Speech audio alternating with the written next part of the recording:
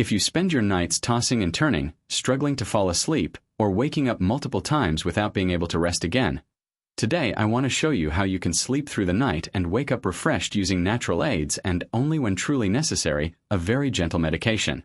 I'm Dr. Gabriel Mina, and I've seen thousands of people living exhausted because they can't sleep, but I've also seen how, with the right adjustments, restful sleep comes back. I even remember a patient who spent months unable to sleep more than 2 hours straight. With strategies like the ones we'll discuss today, he managed to rest again without depending on sleeping pills. Welcome to your channel, Well-Being at My Age. Here we talk about holistic health, longevity, and simple natural habits that help you maintain physical, mental, and emotional balance. And before we continue, I invite you to subscribe to this channel so you don't miss the upcoming tips. I share practical information every day to help you live with more energy and well-being.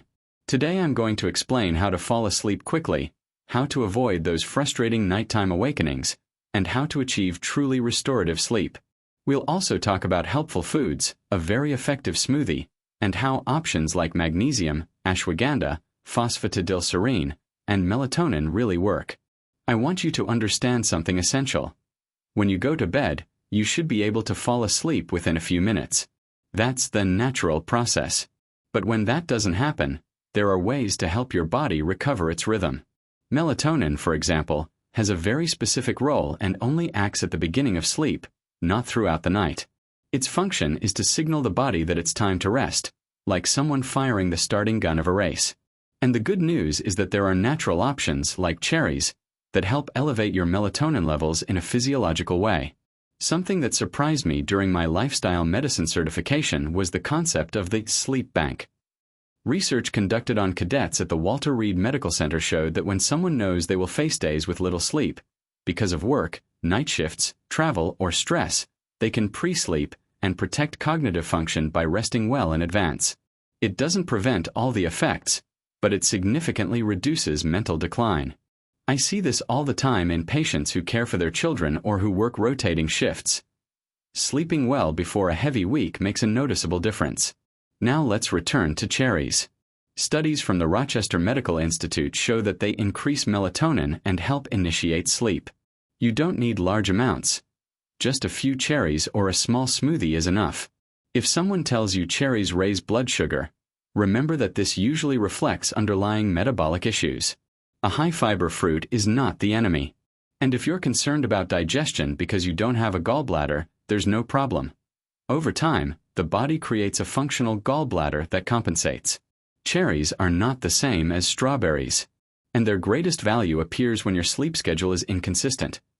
Going to bed at 10 p.m. some days, 1 a.m. on others, or even 2 a.m. melatonin, or cherry juice, helps mark a clear starting point so your body can reorganize. It's also useful for jet lag or for genetic circadian rhythm disorders. So far, keep this main idea. We can prepare the body to sleep well, we can improve the ability to fall asleep, and we can do it naturally. If you have nights when you manage to fall asleep but wake up repeatedly or wake up feeling mentally foggy, I want to explain how natural aids really work for both falling and staying asleep. Many people believe melatonin helps you sleep all night, but its function is different. It tells the body it's time to begin resting. Nothing more. I've seen this many times in my practice. I remember a patient who increased her melatonin dose on her own because she kept waking up, and she ended up feeling extremely sluggish the next day. The issue wasn't falling asleep, it was staying asleep, and that requires a different approach. Melatonin is a powerful antioxidant, but not a deep sleep inducer. Even when we use foods like cherries, which naturally increase melatonin, the function remains the same, to mark a starting point so your brain understands it's time to sleep. If you want to try them, 1.5 cups is enough. You can blend them with a little water to make a thick smoothie. And if you're diabetic, don't worry. A high-fiber fruit is not the problem. What really raises blood sugar are desserts, sodas, and highly processed foods. That small glass of cherry juice can be taken about 20 minutes before bed. It helps you fall asleep, but it won't prevent nighttime awakenings. For that, we need other tools. Even so, it's very useful for people with irregular schedules, rotating shifts, or frequent travel between time zones because it helps reorganize the internal clock. If you choose to use melatonin as a supplement, remember something important. Our bodies produce very small amounts. There's no reason to use 10 or 20 milligrams. The appropriate range is usually between 0.1 and 3 milligrams, depending on medical guidance. In recent years, there has been an alarming increase in cases of melatonin intoxication in children due to excessive use of melatonin gummies, so moderation is essential. Cherry juice, on the other hand, is safe, suitable for people with allergies, celiac disease, diabetes, and provides antioxidant benefits without causing next-day drowsiness. Now, if you wake up feeling tired after taking melatonin, there's an explanation. When you use high doses, your brain stays in an artificial state that interferes with natural awakening. Simply put, melatonin helps you start the sleep race, but it doesn't run it with you. So what can help you reduce nighttime awakenings? That's where plants like chamomile or valerian come in. They are not the same. Chamomile calms, relaxes the nervous system, and reduces those micro-awakenings related to stress. And when we talk about sleep quality, studies show we should have no more than 2 interruptions per night and maintain a high percentage of deep sleep. Quality is just as important as quantity. And here's something that surprises most people. 7 hours of sleep is not ideal. It's just the minimum to avoid illness. For restorative rest, the best range is between 7 and 9 hours. I myself, when I have long workdays, try to go to bed early. Sometimes after a warm shower at 9:30, I'm already in bed because I know that if I don't protect those hours, my performance and mental clarity suffer. If you have hypothyroidism, you may feel that everything slows down, including sleep, while hyperthyroidism speeds everything up to the point where relaxation becomes difficult. Each case requires a different approach, but in both, improving sleep hygiene and using natural tools can make a significant difference. Up to this point, remember this idea. Melatonin and cherries help you start sleep, but to maintain it, we need other elements that we'll cover in the next section. If your problem is waking up at the same hour every night, like 3 in the morning, I want to explain something important. This pattern almost never fixes itself. You need to teach your body to enter rest mode before going to bed, and that process begins even an hour before you lie down. Many of my patients experience the same thing. I remember a man who came to my office exhausted because no matter what time he fell asleep, he woke up at 3 on the dot. When we applied the routine I'm about to share with you, he began sleeping through the night within a week. Cherries can help you, but they work best when you take them once you are already ready for bed. Ideally around 9:30 if that is your usual schedule. However, the key is not just the juice. It is preparing your brain to recognize that nighttime has begun. I want to leave you with a simple challenge. 1 hour before going to bed, dim all the lights in your home. No bright white bulbs. If you go to bed at 10, then at 9 turn off overhead lights and leave only low, warm lamps, those with tones similar to a fireplace. The idea is that light should only come from waist level or lower. This simple step lowers cortisol, activates your natural melatonin, and brings forward deep sleep. Follow this routine for 1 full week. Low lights, a quiet environment, a warm bath, and your cherry juice 20 minutes before bed. Then, the following week, return to your regular routine and compare how you feel. This exercise is often eye-opening. Let me take a moment to remind you that on this channel, Wellness at My Age, I share daily content designed for people who want to improve their health in simple and practical ways. If you haven't subscribed yet or haven't activated the notifications, I invite you to do it so you don't miss what's coming next. Regarding children and teenagers, many parents ask me about melatonin. I see it constantly in my practice. Gummy supplements are overused. In the United States alone, melatonin poisoning in children has increased more than 5-fold in recent years. That's why I always recommend starting with gentle options like cherry juice, which is safe and natural. Remember that melatonin only helps initiate sleep, not maintain it. Now, about screens, there is a lot of confusion. Today we know that blue light does not reduce melatonin as much as once believed. The real issue is the cognitive activation. Emotions, messages, news, those are the things that raise cortisol. That's why, if you are going to use your phone, avoid doing it in bed. The bed should be associated only with sleep or intimacy. When you use it to eat, work, or distract yourself, your brain loses the signal that this space is meant for resting. Let's talk about something essential. Regularity. More than the number of hours you sleep, what truly matters is going to bed at the same time every day. The ideal variation should not exceed 15 minutes. When your schedule is consistent, studies show impressive reductions in risk of diabetes, hypertension, and even cancer. Overall mortality drops by almost half in people with regular sleep routines. That's how powerful it is. If you have children, nieces, or nephews who struggle to fall asleep, apply the same rule. An hour before bed, turn off all bright overhead lights in the house. Even if they keep playing or moving around, their brains will naturally begin to slow down. Now let's return to chamomile. Scientific evidence is clear. It reduces nighttime awakenings and helps maintain continuous sleep. In my patients, it works particularly well when they combine it with a warm, quiet environment. If you prefer, you can drink the cherry juice first and then sip chamomile tea as you relax. If you use natural chamomile flowers, even better. If artificial light worries you, keep this in mind. Bright white lights are the most disruptive for sleep. Warm, soft lamps support melatonin. Try it for a week. You'll notice changes you didn't expect. Regarding sugar, no nighttime infusion or drink should contain it. Your body needs calm, not glucose spikes. Both chamomile and cherry juice work perfectly without sweeteners. When you spend the night waking up multiple times or feel like you never reach deep rest, it's normal to feel sleepy the next day. Often this is due to micro-awakenings you don't remember but that still interrupt your sleep. One of the simplest tools to improve this is a strong cup of chamomile before bedtime. You don't need to sweeten it. When prepared concentrated, it has a pleasant taste, and its relaxing effect helps maintain sleep. I recommend it often in my consultations. I remember a patient who told me she always fell asleep but woke up every 2 hours. I asked her to try strong chamomile tea for a week, and I was surprised when she returned saying, "Doctor, I finally slept through the night." It isn't magic. It's evidence. Serious meta-analyses confirm that chamomile reduces nighttime awakenings. Add to this a proper environment. Keep your room between 18 and 19 degrees Celsius, or whatever feels like a cool bed to you. Low lights make a big difference. If you take your infusion while reading or after a bath, your body interprets that ritual as a clear signal to rest. Now let's talk about certain supplements frequently mentioned online. One of them is magnesium, but it's important to understand what it really does.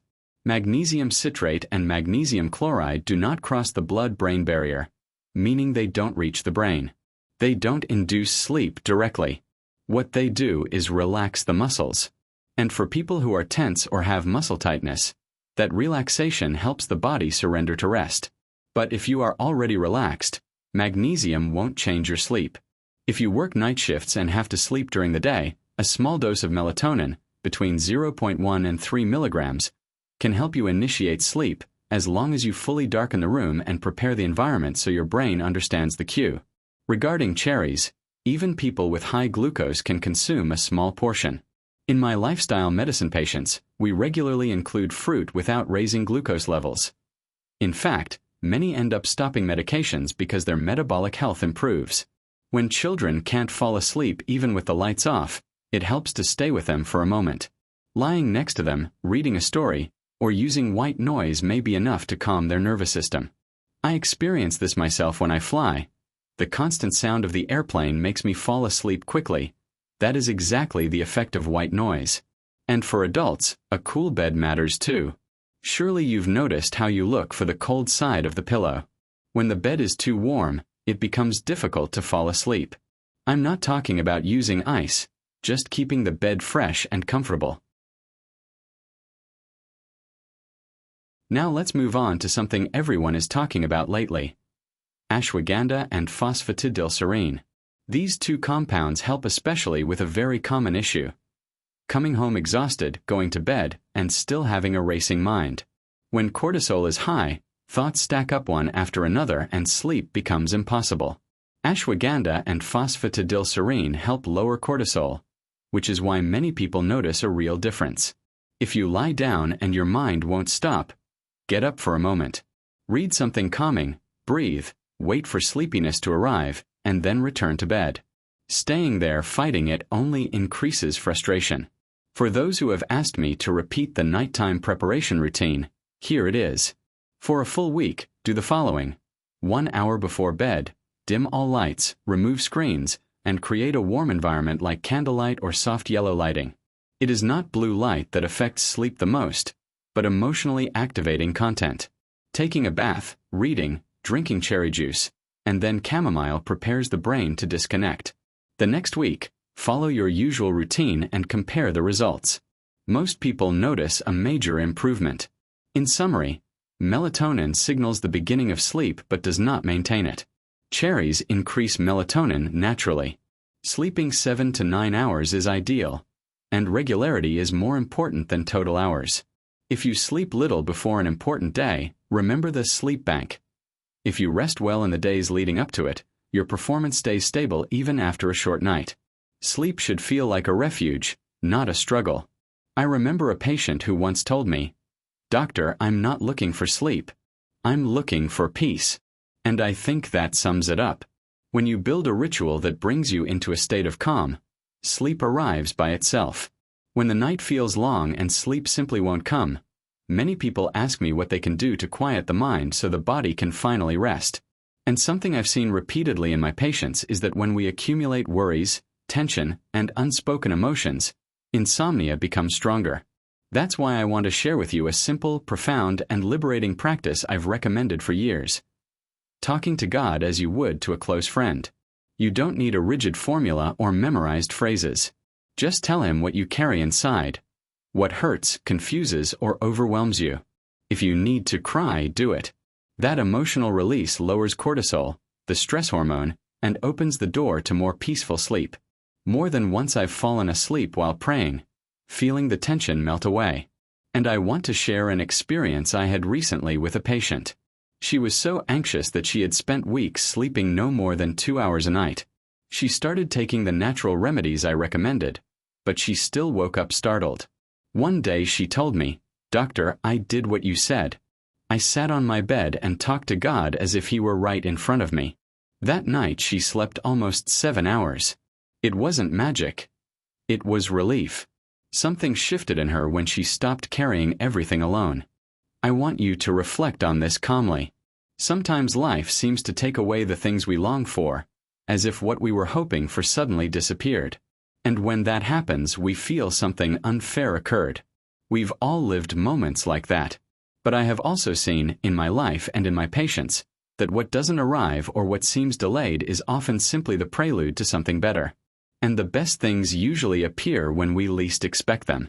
It reminds me of a beautiful passage I often share with people who are going through difficult nights, that everything we experience, even what we do not understand, can be transformed into something good for those who love God. Sometimes we ask for things that are sincere, fair, and necessary, and the answer does not come. We think God is silent. But over time, we realize that this "not yet" was not rejection, but protection or preparation. If you are currently going through a season where your sleep is affected because you are waiting for an answer, a change, or a solution, I want you to know that you are not alone. I, too, am waiting for things I have asked for with all my heart, and although I do not understand why they take time, I am learning to trust that the right moment will come. Meanwhile, I continue growing in patience. Maybe you are also being prepared to receive something better than you imagine. Let me pray with you for a moment. Take a deep breath and think about whatever is troubling you, whatever you have been asking for these days. Lord, you know what each of us carries inside. You know what worries us, what steals our peace, and everything we pray for throughout the day. We ask you for peace while we wait for your answer. Teach us to trust, to rest, and to recognize your hand even when we do not understand the timing. Give us serenity to sleep tonight and strength to keep moving forward. Thank you for your love and for never leaving us alone. Amen. Before I say goodbye, I want to invite you to keep taking care of your rest and your well-being. If this content helped you, I would truly appreciate it if you subscribe to the channel. Share this video with someone who is also going through difficult nights, and activate the notifications so you do not miss upcoming topics. Here we upload content every day, always with clear and practical information to improve your health. And something very special. I invite you to thank God for life, for this moment, and for the opportunity to learn things that strengthen our well-being. Gratitude calms the heart, centers us, and also improves sleep. In this space, Wellness at My Age, I am deeply glad to accompany you and be part of your journey as you build habits that help you feel better. Tomorrow I will upload a new video that can help you a lot, so I will be waiting for you with open arms. Come learn and share. We take care of you here.